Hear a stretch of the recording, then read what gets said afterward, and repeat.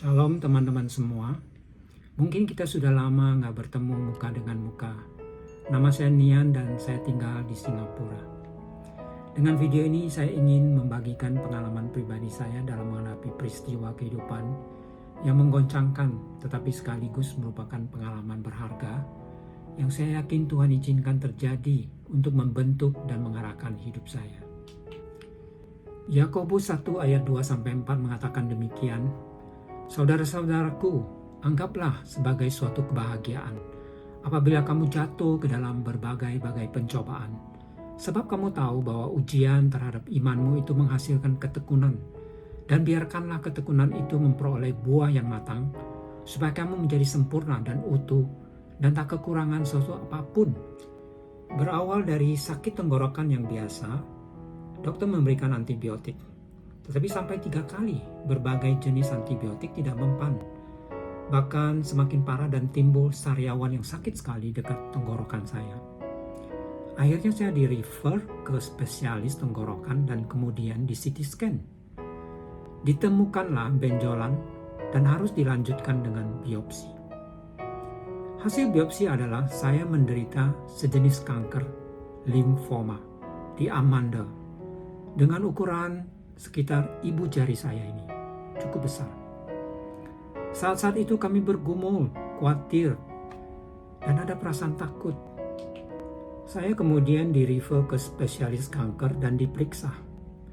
Diagnosis awal adalah kemungkinan besar hanya stadium 1 dan harus menjalani kemoterapi. Prosedur standar adalah setiap pasien harus di PET scan untuk melihat keseluruhan bagian lain dari tubuh.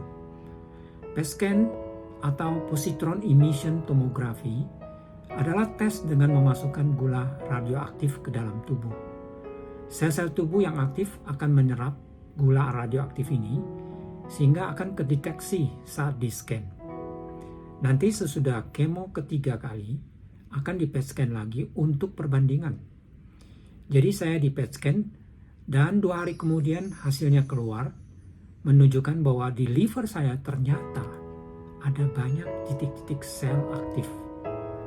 Bahkan ada yang dengan ukuran lebih besar dari yang di amandel saya. Konklusinya adalah kanker sudah menyebar, artinya sudah masuk stadium 4. Namun saat itu saya dan istri tetap tenang dan bisa menerima informasi ini dengan baik. Kami sudah memproses pergumulan ini selama seminggu dan Tuhan bekerja, memberikan penghiburan dan kekuatan setiap hari melalui firman Tuhan seperti yang dari Yohanes 16 ayat 33 ini. "I have said these things to you, that in me you may have peace. In the world you will have tribulation, but take heart, I have overcome the world." Disinilah saya diyakinkan bahwa Tuhan itu tetap baik. Apapun yang terjadi, semua ada di dalam kontrol tangan Tuhan yang berkuasa. Disinilah saya diyakinkan bahwa Tuhan itu tetap baik. Apapun yang terjadi, semua ada di dalam kontrol tangan Tuhan yang berkuasa. Hari itu juga, yaitu pada tanggal 18 Juni 2025, saya memulai kemoterapi yang pertama dari 6 cycles yang harus dijalani. Setiap 3 minggu sekali saya harus kemo. Selama minggu-minggu kemo 1, 2, dan 3, kami menjalani hidup seperti biasa. Tidak ada kekhawatiran dan bahkan lebih sukacita karena hidup semakin dekat dengan Tuhan. Hal ini kami sharingkan dalam persekutuan rumah sesudah kemo yang pertama, yaitu pada tanggal 5 Juli 2025. Dalam hati ada kepastian bahwa apapun yang terjadi, Tuhan mempunyai rencana yang indah.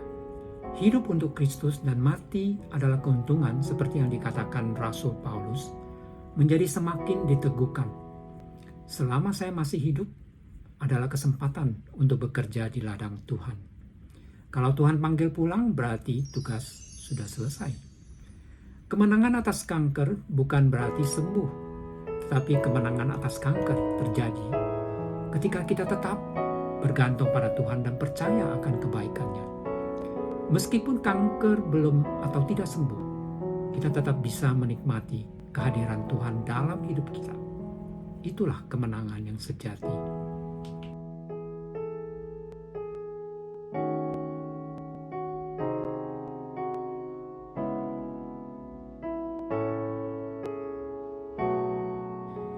Nah, saya ingin membagikan apa yang memberikan keyakinan itu kepada saya selama ini, yang tentu datangnya dari firman Tuhan. Inilah kabar kesukaan itu. Kita sudah tahu bahwa Tuhan telah menggenapkan karya keselamatan di atas kayu salib. Tetapi mengapa Tuhan harus menyelamatkan umat manusia? Dalam surat Efesus pasal 2 ayat 1 dan 2, kamu dahulu sudah mati, kamu hidup di dalamnya. Tidak ada seorang pun yang sanggup keluar dari jalur maut ini, karena semua orang telah berbuat dosa dan telah kehilangan kemuliaan Allah. Seperti disebutkan dalam kitab Roma pasal 2 ayat 23. Artinya, manusia tidak lagi mampu kembali kepada Allah yang adalah sumber hidup itu sendiri. Dalam Yohanes 2 ayat 18 dikatakan, barang siapa tidak percaya, ia telah berada di bawah hukuman, yaitu hukuman kematian kekal sesudah hari penghakiman. Ibrani 9 ayat 27 mengatakan manusia ditetapkan untuk mati satu kali, sesudah itu dihakimi. Jadi, jikalau tidak terjadi perubahan, maka semua orang akan menghadapi kematian kekal. Nah, apa yang Allah lakukan untuk menyelamatkan manusia dari hukuman?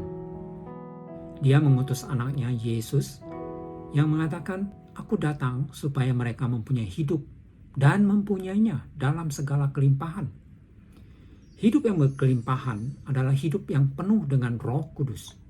Ada kasih, sukacita, damai sejahtera, kesabaran, kemurahan, kebaikan, kesetiaan, kelemah lembutan, penguasaan diri. Yesus Kristus mati di atas kayu salib untuk menebus dosa manusia, menjadi jembatan antara jalur maut dan jalur hidup. Yohanes pasal 5 ayat 24 begitu jelas mengatakan, barang siapa mendengar dan percaya tidak turut dihukum, sebab ia sudah pindah dari dalam maut ke dalam hidup. Ia mempunyai hidup yang kekal. Ini adalah jalan satu-satunya, sebab tidak ada seorang pun yang datang kepada Bapa kalau tidak melalui Yesus. Menurut Yohanes pasal 4 ayat 6. Yesuslah jalan dan kebenaran dan hidup. Tanpa penebusan dosa oleh darah Yesus, moral dan kesalehan manusia seperti kain kotor, najis di hadapan Allah, tidak mungkin diterima oleh Bapa di surga. Semuanya ini karena Allah begitu mengasihi dunia ini, Ia telah mengaruniakan anak yang tunggal, supaya setiap orang yang percaya kepadanya tidak binasa, melainkan beroleh hidup yang kekal. Pertanyaannya, apa yang harus saya lakukan untuk dapat diselamatkan? Keselamatan adalah anugerah. Kita hanya mendengar dan percaya. Dengan percaya kita berpindah dari dalam maut ke dalam hidup.